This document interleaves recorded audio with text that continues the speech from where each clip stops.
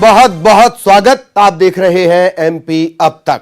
शुरुआत भोपाल से मिल रही बड़ी खबर और अच्छी खबर के साथ, रोजगार वाली खबर के साथ। सामान्य प्रशासन विभाग ने आदेश जारी किए हैं। सभी विभागों को 1 साल में 1 लाख पदों पर भर्ती के आदेश जारी हुए हैं। विभागों को रिक्त पदों की जानकारी पोर्टल पर देनी है, भर्ती प्रक्रिया शुरू करनी है। वित्त विभाग की परमिशन, अनुमति के बाद विभागों में भर्तियों की प्रक्रिया शुरू की जाएगी।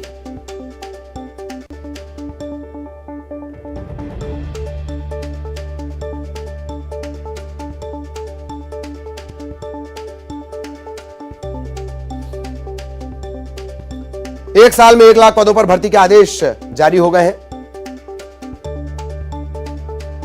बड़ी खबर, रोजगार भरी खबर, अच्छी खबर। सहयोगी मनोज हमारे साथ जुड़ रहे हैं। मनोज के पास आपको लिए चलेंगे और मनोज आपको नजर आ रहे होंगे। मनोज, ऐलान से इंप्लीमेंटेशन तक क्या कुछ प्रक्रिया बताई गई? कितना वक्त लगेगा? मनोज जी बिल्कुल, सरकार ने जिस तरीके का टारगेट रखा था उसी के आधार पे अब जो है विभाग के द्वारा आदेश जारी कर दिए गए। सामान्य प्रशासन विभाग के द्वारा सभी विभागों को ये आदेश जारी किए गए हैं कि उनके डिपार्टमेंट में संभागवार जो खाली पद हैं उसकी जानकारी एक पूरे फॉर्मेट में, क्योंकि सामान्य प्रशासन विभाग ने सभी विभागों को एक फॉर्मेट जारी किया है जिसमें पद की संख्या और इसके अलावा समीकरण उसमें दिए गए हैं कि ओबीसी की कितनी पोस्ट खाली है। और ये सब सीधी भर्ती के तहत जो प्लान तैयार किया था उसी के तहत ये जानकारी एक फॉर्मेट के तहत मांगी गई है, जिसे पोर्टल पर भरकर जो है वो देना होगा। सामान्य प्रशासन विभाग को ये जानकारी जो है वो सभी विभागों को जल्द से जल्द मुहैया कराना पड़ेगी, क्योंकि जो एक समय सीमा रखी गई है वो 1 साल की रखी है। 1 साल में 1 लाख पदों पर भर्ती करना है। अलग अलग विभाग के ये पद हैं, अलग अलग कैटेगरी के ये पद रहेंगे जिनको भर्ती करने के लिए सरकार पहले ही दिशा निर्देश जारी कर चुका है। तो ये अब प्रक्रिया जो है ये शुरू हो गई। करीब 1 महीने में तमाम जानकारियों को इकट्ठा करने का काम विभाग करेगा, पोर्टल पे अपडेट करेगा। उसके बाद वित्तीय विभाग ये देखेगा कि जो पद हैं उस पर कितना बजट और कितना भार आ रहा है। उसके आधार पे उन पदों पे भर्ती करने के लिए अनुमति देने का काम वित्त विभाग करेगा। लेकिन अभी 1 लाख भर्ती का टारगेट रखा है, जबकि बताया जा रहा है कि इससे ज़्यादा पद जो है खाली है। तो अब किस तरीके का फॉर्मेट आगे निकल कर आएगा ये वित्त विभाग तय करेगा। बिल्कुल बिल्कुल, बहुत बहुत शुक्रिया मनोज इस तमाम जानकारी के लिए। मनोज विस्तार से जानकारी दे रहे थे। संस्कार धानी का रुख कर रहे हैं। जबलपुर से बड़ी खबर, प्रदेश के बिजली चोर, बिजली अधिकारी, इसके आगे मार्क लगा है, बिजली चोर बिजली अधिकारी। कांग्रेस ने ऑन द स्पॉट खुलासे का दावा किया है। बिजली के खंभे से डायरेक्ट रोशनी। आप ऐसा करके देखिए, पूरा का पूरा महकमा आ जाएगा, चढ़ जाएगा आपके ऊपर, लाद दिया जाएगा जुर्माने से आपको। पर बिजली विभाग के अधिकारियों के लिए सब जायज। अधिकारियों के बंगले, स्ट्रीट लाइट बंद हुई तो अफसरों के बंगलों में अंधेरा छा गया। जैसे ही स्ट्रीट लाइट शुरू होती है बंगलों में बिजली आ जाती है। क्या गड़बड़ झाला है? जबलपुर स्थित शक्ति भवन से लगे नया गांव का यह मामला है। बिजली महकमे के ज्यादातर बड़े अधिकारी इसी इलाके में रहते हैं। एमपी पावर जनरेटिंग कंपनी के एमडी मंजीत सिंह, मुख्य अभियंता वाईके शिल्पकार, एमडी डिस्कॉम के एमडी अनय द्विवेदी, ऐसे दर्जन भर बड़े अधिकारियों के बंगले हैं। तो क्या यह माना जाए कि सार्वजनिक रोशनी, बिजली के खंभे की रोशनी से डायरेक्ट रोशनी पहुंच रही है साहब के बंगले में? उससे इनने अपने घर की लाइन कनेक्ट करके हजार वॉट के कम से कम 20 हैलोजन इनके यहाँ प्रतिदिन जलते हैं, जिससे ये स्ट्रीट लाइट जल रही है। उससे ये लाल पीली जो लाइट है ना, ये साहब के बंगले की है। इससे ज्वाइंट होके ये देखिए रोड क्रॉस करके सीधे उनके घर के अंदर वो जा रही है। और सहयोगी प्रतीक हमारे साथ जुड़े हुए हैं। प्रतीक के पास आपको सीधे लिए चलते हैं। प्रतीक, आमतौर पर जब भी हम किसी को कटिया मारते देखते हैं, कोई किसान है डायरेक्ट ले रहा है, हम कह देते हैं चोर कहीं का, बिजली चोर कहीं का। यह बहुत बड़ी समस्या है। यहां तो अधिकारी ऐसा लगता है कि चोरी कर रहे हैं। प्रतीक जी हाँ, देखिए बिल्कुल ललित, हैरत कर देने वाला ये पूरा मामला है। कांग्रेस के जो महासचिव हैं सौरभ नाटी शर्मा, उन्होंने अपने तमाम साथियों के साथ मिलकर के इस पूरा खुलासा जो है वो किया है। हमारे साथ वो जुड़े भी हुए हैं। किस तरीके की शिकायत थी और आज आप लोगों ने क्या कुछ किया है, क्या पाया आपने वहां पे ऑन द स्पॉट? देखिए, कांग्रेस पार्टी के द्वारा निरंतर 4 वर्षों से बिजली विभाग के खिलाफ आंदोलन चलाया जा रहा है। फिर चाहे उसमें भ्रष्ट अधिकारियों के द्वारा किए जा रहे भ्रष्टाचार की बात हो, फिर चाहे उन अधिकारियों के द्वारा कंज्यूमर को प्रताड़ित करने की बात हो, अनाप शनाप बिल देने में, समूची बातों को लेकर एक समग्र आंदोलन हम लोगों का निरंतर कई वर्षों से जारी है।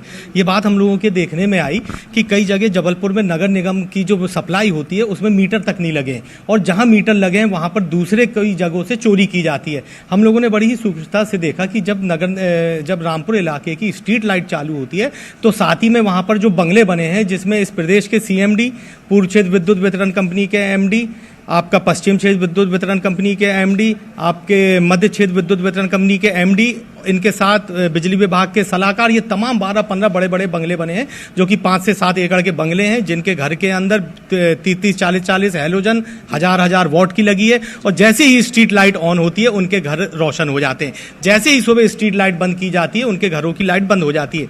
3-4 दिन हम लोगों ने इसको देखा। जब उनका लाइनमैन आता था, जब लाइट चालू करता था तो चालू होती थी। सुबह हम लोगों ने 5-5:30 बजे जाके 3 दिन देखा कि जब वो लाइट बंद करी गई तो इनके बंगले की भी लाइट बंद की गई। फिर हम लोगों ने देखा कि ये सप्लाई कहां से आ रही है, तो आपके कैमरे ने खुद देखा कि रोड क्रॉस करके जो स्ट्रीट लाइट ये हमने देखा भी था। शिकायत अब कल कहां आप लोग करने जा रहे हैं, कहां शिकायत करेंगे इस पूरे मामले की?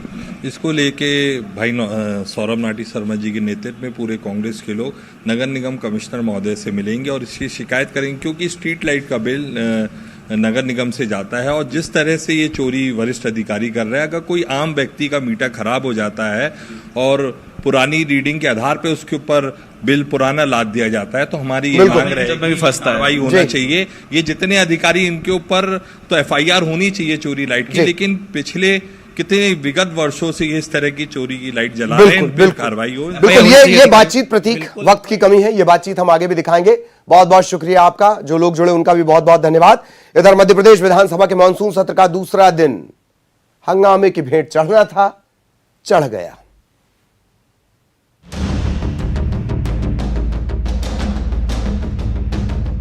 पोषण आहार पर कैग की रिपोर्ट को लेकर विपक्ष ने सदन से लेकर सड़क तक संग्राम किया। नेता प्रतिपक्ष ने सरकार पर घोटाले के आरोप लगाए, साथ ही कोरोना काल में 208 करोड़ की बंदर बांट के भी आरोप लगा दिए। सीएजी की रिपोर्ट में स्पष्ट रूप से सिद्ध कर दिया गया है कि मध्य प्रदेश की सरकार ने गरीब बच्चों, धात्री महिलाओं और स्कूल छोड़ने वाली बच्चियों के साथ जो कुपोषण की राशि थी रोकने के लिए। उधर मामले पर सीएम ने सदन में खुद मोर्चा संभाला, लेकिन विपक्ष लगातार हंगामा करता रहा। हंगामे के बीच सीएम ने कहा है कि जिसे सीएजी की रिपोर्ट कहा जा रहा है वो वास्तव में महालेखाकार का ड्राफ्ट है। सीएम का कहना था कि ये आखिरी रिपोर्ट नहीं है। इसके साथ ही सीएम ने साफ किया कि गड़बड़ी करने वाले को किसी भी सूरत में बख्शा नहीं जाएगा। अभी ड्राफ्ट रिपोर्ट आई है, विभाग जवाब दे रहा है, उसके बाद कैग को रिपोर्ट जाएगी, फिर कंडिका बनेगी, विधानसभा में आएगी, विधानसभा में चर्चा होगी, लोक लेखा समिति के सामने जाएगी।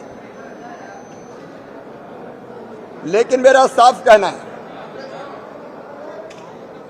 कि हम तथ्यों को बारीकी से देख रहे हैं। कहीं गड़बड़ी अगर पाई गई तो हम सख्त कार्रवाई करेंगे। पोषण आहार मामले में पिछले दिनों से सियासत तेज है। ऐसे में इस मुद्दे पर आगे भी जुबानी जंग चलती रहेगी। इधर मध्य प्रदेश के 37 नगरीय निकायों में कार्यकाल पूरा हो गया है, लिहाजा प्रशासक नियुक्त किया गया है। चुनाव तक यही प्रशासक निकायों की जिम्मेदारी संभालेंगे। तहसीलदार, एसडीएम, कलेक्टर को प्रशासक की जिम्मेदारी दी गई है। नगरीय विकास एवं आवास विभाग ने इसे लेकर आदेश जारी कर दिया है।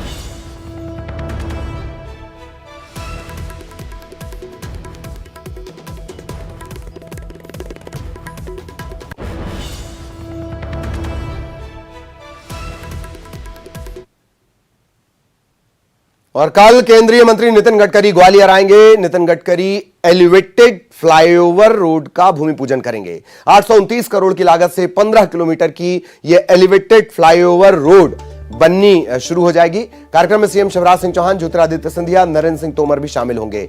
इससे पहले ज्योतिरादित्य सिंधिया ने नितिन गडकरी को पत्र लिखा। इस पत्र में ग्वालियर में लॉजिस्टिक पार्क बनाने की मांग की गई है। सिंधिया ने भारतमाला प्रोजेक्ट के तहत ये सौगात देने की मांग गडकरी से की है।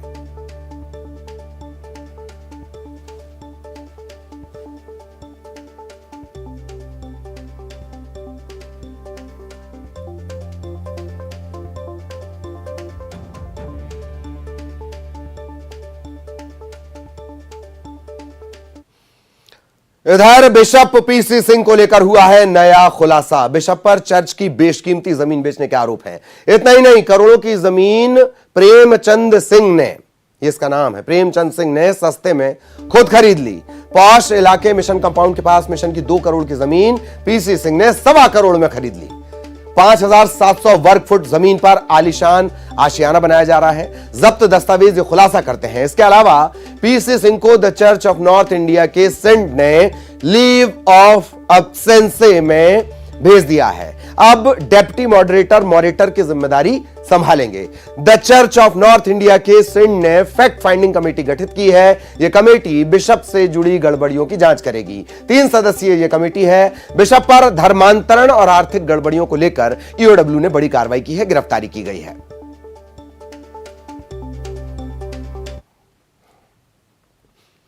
भोपाल में मासूम के साथ अश्लील हरकत मामले ने तूल पकड़ लिया है।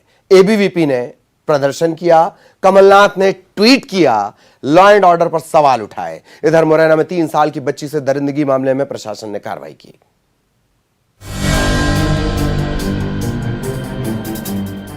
भोपाल में स्कूल बस में मासूम से अश्लील हरकत मामले पर सरकार एक्शन में है। सीएम शिवराज सिंह चौहान ने मामले को गंभीरता से लेते हुए दोषियों पर सख्त कार्रवाई के निर्देश दिए हैं। वहीं इस मामले ने तूल पकड़ लिया है। पूर्व सीएम कमलनाथ ने वारदात को लेकर ट्वीट किया और सरकार को घेरा। कमलनाथ ने दोषियों पर सख्त कार्रवाई की मांग की। उधर छात्र संगठन एबीवीपी ने स्कूल के सामने प्रदर्शन किया। बहुत शर्मनाक बात है कि एक 3 साल की बच्ची के साथ स्कूल का ड्राइवर ये दुष्कर्म कर रहा है, और जबकि जो पेरेंट्स होते हैं विश्वास करके स्कूल बस में बच्चों को भेजते हैं। आज हम इस बिल्ला बॉन्ग प्रशासन के खिलाफ यह प्रदर्शन करेंगे, और जब तक उस छात्रा को न्याय नहीं मिल जाता, उस दोषियों को फांसी नहीं हो जाती, विद्यार्थी परिषद ऐसे ही उसके खिलाफ, उसके न्याय के लिए सामने आएगी और दोषियों को सजा दिलाएगी। उधर मुरैना में 3 साल की मासूम बच्ची से रेप के आरोपी के मकान पर प्रशासन ने बुलडोजर चलाया। बानमोड़ थाने के फूलपुर में आरोपी का घर है। बताया जा रहा है कि बच्ची घर के पास जब खेल रही थी तभी एक शराबी युवक बच्ची को उठाकर ले गया और झाड़ियों में जाकर वारदात को अंजाम दिया। मासूम के साथ दरिंदगी को लेकर मध्य प्रदेश में कड़े कानून हैं, बावजूद इसके वारदातें थम नहीं रही। इधर मासूम से दुष्कर्म मामले पर बीजेपी विधायक रामेश्वर शर्मा ने बयान दिया। उन्होंने कहा कि अपराधी को छिपाने और बचाने वाला भी अपराधी होता है। बिरला बॉन्ग स्कूल भी अपराध के दायरे में आता है, उसे भी तोड़ने की कार्रवाई करेंगे। बेटियों की सुरक्षा करना, उन्हें सम्मान दिलाना नैतिक जवाबदेही है। अपराधी को सजा मिलेगी और इस स्कूल को भी सजा मिलेगी। इस बात पे सरकार ने संज्ञान लिया है। परसों भी मैंने बोला है कि अगर इस तरह के कोई अपराध छिपाता है, अपराधी को बचाता है, तो उसकी सजा भी उतनी होती है जितने अपराध करने वाले पे होता है। और बिरला बॉन्ग स्कूल अगर इसमें दायरे में आता है तो उसको भी तोड़ने की कार्रवाई करेंगे। बेटी का सुरक्षा करना, सम्मान दिलाना, ये हमारी नैतिक जवाबदारी है। इसलिए अपराधियों को जो बचाएगा उसे भी सजा भुगतनी पड़ेगी, और अपराधी को तो भी सजा मिलेगी, लेकिन बिरला बॉन्ग स्कूल को भी सजा मिलेगी। इधर खरगोन में फिर हथियार तस्करों पर पुलिस ने शिकंजा कसा है। 2 हथियार फैक्ट्री का भंडाफोड़ किया गया। बड़ी मात्रा में हथियार जब्त हुए। पूरी टेबल डब्बे से सजी है। इन डिब्बों में हथियार हैं, 1-2 नहीं 58 पिस्टल हैं, साथ ही 12 देसी कट्टे भी हैं।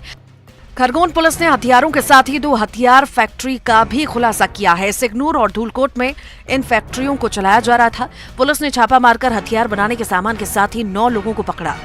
उसके खिलाफ विशेष अभियान चलाया जाए, प्रभावी कार्रवाई की जाए। इस संबंध में श्री राकेश गुप्ता जी आईजी इंदौर जोन के द्वारा विशेष अभियान और रणनीति तैयार की गई और ये तय किया गया कि हम ऑपरेशन प्रहार चलाएंगे। जब्त हथियारों की कीमत करीब 50 लाख रुपए बताई जा रही है। इस लिहाज से पुलिस की ये बड़ी कामयाबी मानी जा रही है। और अब सवाल के साथ अगली खबर। भाजपा विधायक उमाकांत शर्मा को क्या जान का खतरा है? कांग्रेस विधायकों से भाजपा विधायक को जान का खतरा। विधायक उमाकांत शर्मा ने सुरक्षा मांगी है। उमाकांत शर्मा ने विधानसभा अध्यक्ष गिरीश गौतम को ज्ञापन सौंपा है और यह बयान दिया है कि सदन में उनके साथ अभद्र व्यवहार किया गया। कमलनाथ और गोविंद सिंह के इशारे पर उनके साथ बदसलूकी की गई। इस मामले को विधानसभा अध्यक्ष गिरीश गौतम ने इस मामले को लेकर कहा है कि आवेदन की जांच कर नियमानुसार कार्रवाई करेंगे। मंत्री एवं विधायक श्री कमलनाथ जी एवं नेता प्रतिपक्ष तथा कांग्रेस दल के नेता श्री गोविंद सिंह जी के इशारे पर कांग्रेस विधायकों द्वारा मेरे साथ धक्का मुक्की, अभद्र और अपमानजनक व्यवहार किया गया है। यदि कुछ वरिष्ठ सदस्य बीच बचाव नहीं करते तो मेरे साथ गंभीर अनहोनी शारीरिक मानसिक घटना घटित हो सकती थी। उक्त दुर्व्यवहार सदन एवं सदस्य की मर्यादा नष्ट करने के लिए जानबूझकर योजनाबद्ध ढंग से किया गया है। उक्त आपराधिक कृत्य से सदस्य की गरिमा को अत्यंत ठेस पहुंची है तथा मैं मानसिक रूप से अत्यंत दुखी अवसाद। वासु हमारे साथ जुड़े हुए हैं। वासु, उमाकांत शर्मा जैसे वक्ता और देखकर अपने व्यथा को बयान कर रहे हैं, यह थोड़ा चौंकाता है। सवाल यह भी कि अपनी ही सरकार से सुरक्षा मांगनी पड़ रही है। वासु,